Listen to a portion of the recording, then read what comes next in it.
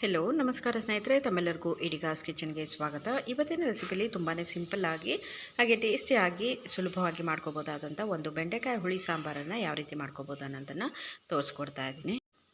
ಇದು ಮುದ್ದೆ, ಅನ್ನ, ದೋಸೆ ಅಥವಾ ಇಡ್ಲಿಗೆ ತುಂಬಾ ಚೆನ್ನಾಗಿರುವಂಥ ಸಾಂಬಾರು. ಹಾಗೆ ಸುಲಭವಾಗಿ ಮಾಡ್ಕೋಬೋದು ಯಾವ ರೀತಿ ಅನ್ನೋದನ್ನು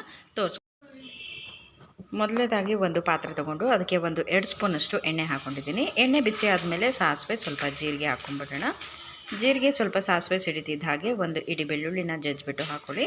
ಹಾಗೆ ಇದಕ್ಕೆ ಸ್ವಲ್ಪ ಈರುಳ್ಳಿನ ಹಾಕ್ಕೊತಾ ಇದ್ದೀನಿ. ತುಂಬಾ ಕಡಿಮೆ ಸಮಯದಲ್ಲಿ ತೋರಿಸ್ತಾ ಇದ್ದೀನಿ, ತುಂಬ ಲೆಂತಿ ಆಗುತ್ತೆ ಅನ್ನೋಕ್ಕೋಸ್ಕರ.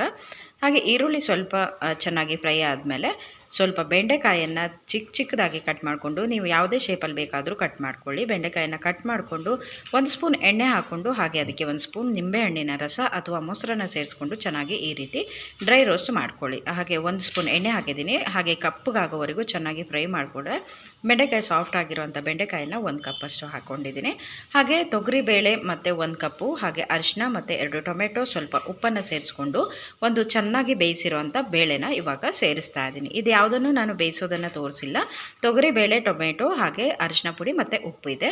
ಇದನ್ನು 1 ಕಪ್ಪಷ್ಟು ತೊಗರಿಬೇಳೆ ತೊಗೊಂಡಿದ್ದೀನಿ ನಾನು. ನೀವು ಜಾಸ್ತಿ ಬೇಕಂದರೆ ಜಾಸ್ತಿ ಹಾಕೋಬೋದು, ಕಡಿಮೆ ಸಾಂಬಾರು ಸಾಕಂದರೆ ಒಂದು ಅರ್ಧ ಕಪ್ ಹಾಕ್ಕೊಂಡ್ರೂ ಸಾಕಾಗುತ್ತೆ.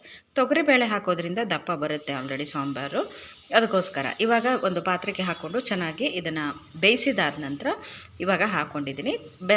ಟೊಮೆಟೊನ ಸ್ವಲ್ಪ ದಪ್ಪದಾಗಿ ಕಟ್ ಮಾಡ್ಕೊಂಡು ಹಾಕ್ಕೊಂಡಿದ್ದೀನಿ. ನೀವು ಬೇಡ ಅಂತ ಅನ್ಸಿದ್ರೆ ಚಿಕ್ಕದಾಗಿ ಕಟ್ ಮಾಡಿಕೊಂಡು ಅದನ್ನು ಸ್ಕ್ವೀಸ್ ಮಾಡಿಕೊಂಡು ಸಹ ಹಾಕ್ಕೋಬೋದಾಗುತ್ತೆ. ಹಾಗೆ ಈ ಕಡೆ ಇದು ಪಾತ್ರೆಗೆ ಹಾಕ್ಕೊಂಡಿದ್ದಾಗಿದೆ. ಚೆನ್ನಾಗಿ ಒಂದು ಸಾರಿ ಮಿಕ್ಸ್ ಮಾಡೋಣ. ನೀಟಾಗಿ ಈ ಥರ ಮಿಕ್ಸ್ ಮಾಡಿದ್ರೆ ಬೆಂಡೆಕಾಯಿ ಜೊತೆಗೆ ಒಂದು ಕುದಿ ಬರ್ಸೋಣ. ಯಾಕಂದರೆ ಇದು ಚೆನ್ನಾಗಿ ಸ್ಮೆಲ್ ಬರಬೇಕಲ್ವ, ಬೆಂಡೆಕಾಯಿ ಸಾಂಬಾರು ಸ್ಮೆಲ್ ಬರಬೇಕು, ಅದಕ್ಕೋಸ್ಕರ ಚೆನ್ನಾಗಿ ಅರೋಮ ಬರಲಿ ಅನ್ನೋಕ್ಕೋಸ್ಕರ. ಇವಾಗ ಪಾತ್ರೆಗೆ ಹಾಕ್ಕೊಂಡಿದ್ದಾದ ನಂತರ ಬೇಳೆನೆಲ್ಲ ಇವಾಗ 2 ಸ್ಪೂನಷ್ಟು ಸಾಂಬಾರು ಪೌಡರ್ನ ಹಾಕ್ತಾಯಿದ್ದೀನಿ. ಸಾಂಬಾರು ಪೌಡರ್ ಹಾಕಿ ಚೆನ್ನಾಗಿ ಮಿಕ್ಸ್ ಮಾಡಿ. ಹಾಗೆ ಒಂದು ಅರ್ಧ ಕಪ್ಪಷ್ಟು ಹುಣಸೆ ರಸನ, ಹುಳಿ ಸಾಂಬಾರು ಆಗಿರೋದ್ರಿಂದ, ಇದು ಬೆಂಡೆಕಾಯಿ ಹುಳಿ ಆಗಿರೋದ್ರಿಂದ ಸ್ವಲ್ಪ ಹುಳಿನ ಸ್ವಲ್ಪ ಜಾಸ್ತಿ ಹಾಕ್ತಾಯಿದ್ದೀನಿ. ಒಂದು 1/4 ಕಪ್ಪಷ್ಟು ಹುಣಸೆ ರಸನ ಹಾಕ್ಕೊಂಡು ರುಚಿಗೆ ತಕ್ಕಷ್ಟನ್ನು ಉಪ್ಪನ್ನು ಹಾಕ್ಬಿಟ್ಟು ಚೆನ್ನಾಗಿ ಒಂದು ಮಿಕ್ಸ್ ಕೊಡಿ. ನೀವು ಈ ಥರ ಒಗ್ಗರಣೆನ ಮೊದಲೇ ಹಾಕ್ಕೊಂಡಿಲ್ಲ ಅಂದರೆ ಆಮೇಲೆ ಕೂಡ ಹಾಕೋಬೋದಾಗುತ್ತೆ. ನೋಡಿ, ಬೆಂಡೆಕಾಯಿ ಸಾಂಬಾರು ತುಂಬಾ ಚೆನ್ನಾಗಿರುತ್ತೆ, ಯಾವುದೇ ಲೋಳೆ ಅಂಶ ಇರಲ್ಲ, ಟೇಸ್ಟ್ ಕೂಡ ತುಂಬಾ ಚೆನ್ನಾಗಿರುತ್ತೆ. ನಾನಿಲ್ಲಿ ವೈಟ್ ರೈಸ್ ಜೊತೆಗೆ ಬೆಂಡೆಕಾಯಿ ಹುಳಿನ ಸರ್ವ್ ಮಾಡ್ತಾ ಇದ್ದೀನಿ. ನೀವು ಮುದ್ದೆ, ಹಾಗೆ ದೋಸೆ, ಇಡ್ಲಿಗಂತೂ ತುಂಬಾ ಚೆನ್ನಾಗಿರುತ್ತೆ ಇದು. ನೀವು ಸಹ ಟ್ರೈ ಮಾಡಿ ಹೇಗೆ ಬಂತು ಅಂತ ಕಮೆಂಟ್ ಮೂಲಕ ನಿಮ್ಮ ಅಭಿಪ್ರಾಯನ ತಿಳಿಸಿ.